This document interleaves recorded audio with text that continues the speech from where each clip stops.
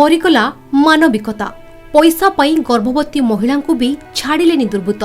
चोरी करने आसिले कबाट बाड़ेले। महिला बेकरू सुना चेन लुटिले।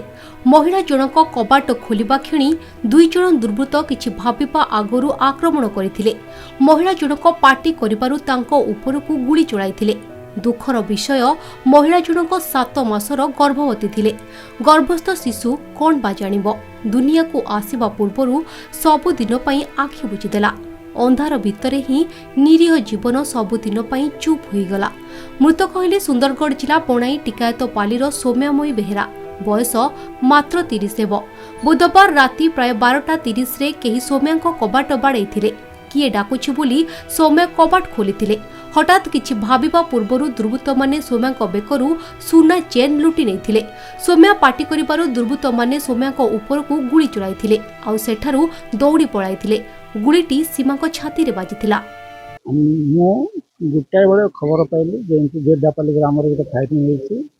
तब संगे संगे घटनास्थल को आसिली। घटनास्थल से पहुंची बुझाबुझी कौन होईछि ना 2 जन दुर्बृत्त घर पछपटे पाचेरी डेंगी आसिले। पाचेरी डेंगी आसिक कबाट बाड़ेले। कबाट बाड़े लोक खोलिया खोलिया सोना चेन आ मंगलसूत्र छिंडे नहीं गले।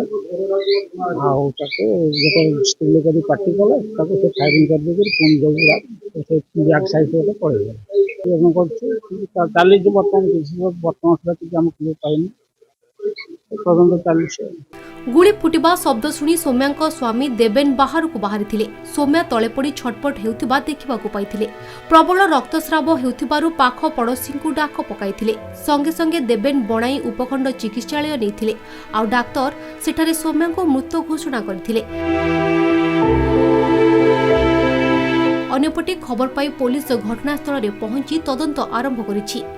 कल रात रे खाई पी किना सुइतलु आमे घरे। बोधे एग्जाक्ट टाइम कोई नहीं पाने 12टा 12:30 पाखापुखी रे मते गोटे बम फाटला साउंड गोटे आसला। मुई सडन भैमेड़ी की उठी पड़ली। तापरे उठली आसिक ना देखुची जते बड़े कबाट खुला अछि धुआं आ जाईची घरटा।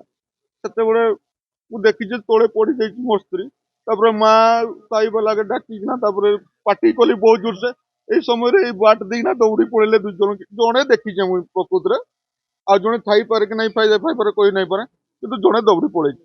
तापरे संगे संगे हॉस्पिटल के धरना गनु एडमिट करू से की कोई पर एमपी भाबले शत्रु केही नहीं न बाहर चाकरी करछन जदी की राग रखित वाले कोई नहीं पारे। मोर किंतु दुनिया रे इंदा तारी संगे तो खराब व्यवहार नहीं नबो। बेकरे पिनतले गुटे मंगलसूत्र आ सुना चेनटा नाही बेकरे बोधे नहीं जाइछंती। घटना कौन होती मुझे कही पार्बिनी से सब विषय फायरिंग कोइसन माने मते मारबा लगी आस्तिले कि कोन करबा लगी आस्तिले सेटा से भगवान ही जानिथिबो। हेiti कहले हमर राति घटना 12:50 हमर आसबा को से पड़ी जाइथिले ऑलरेडी तळे। हमर आसबा को देखले जे गोड़ी टिके पड़ी छि तळे बाहर जो छला को सर जो गोड़ गोडा। तापर हम तुरंत थाना को फोन कलु 12:57 रे से भी रेडी हिकरी आसबार व्यवस्था कले। हम संगे संगे एकटा भीतर ही मेडिकल नहीं गलु। मेडिकल इन्वेस्टिगेशन जहाँ कले डॉक्टर से कले आ नहीं से डेथ करी गले ऑलरेडी कहले। से हमर बहु सान बहु से माने तो राति 12:50 आगु आसीथिबे निश्चय।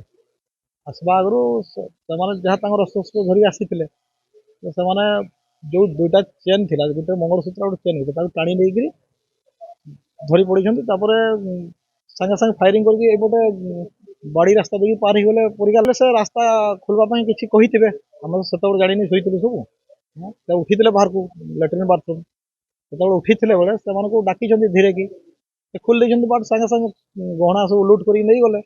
तापर नै जुआ पर संगे संगे फायरिंग करी पड़ी छंती से माने चोरी तो करी छंती मर्डर भी हला कहबा केमती को उद्देश्य तांकर हम तो कहि परबा नै सेटा। तेबे दुर्बृत्त माने लूट उद्देश्य रे आसिथिले ना एहा पछरे आउ किछि उद्देश्य रहिछि ता पुलिस रो तदंत परे जुना पड़िबो।